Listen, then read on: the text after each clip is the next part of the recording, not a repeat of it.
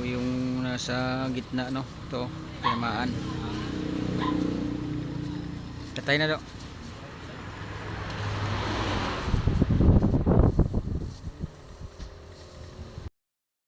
Ford Ranger. Ayan. So walang preo, no. So nakita natin dito nagkaroon ng leak sa may condenser dahil tinamaan ng fan, no? So naglagay sila dito ng fan. Dalawa yung nilagay nila na fan. Ito guys, oh. Hindi maklaro, no?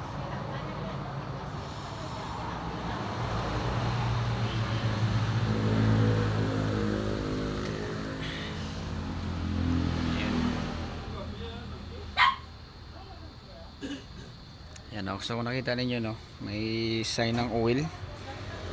So di mayo klaro guys kasi ano, pero yan tumama yung housing ng fan sa condenser. Tapos naglagay sila ng ano, good naman na maglagay, no, kaso yung blade baliktad, oh. Yan, oh, pati dalawa baliktad yung dalawang blade nyo. Yan, so tanggalin natin itong condenser para makita nyo guys, para ma-repair natin. Tapos yung fan dito i-correct natin to, baliktarin natin. Oh, so ito na natanggal natin. Ito yung tinamaan ng auxiliary pan, no. Kabi daw maligtis mo, no. Ako maligtis mo. Oh.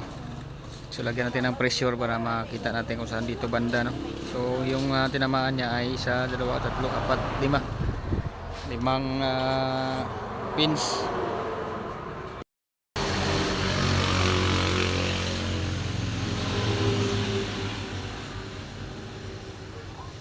Apa yan, ha? Patay? Be, dawal din abon, be.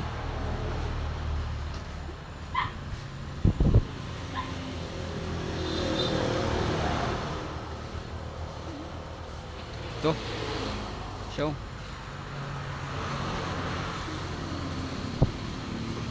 So yung nasa gitna, no, ito tinamaan. Katay na daw.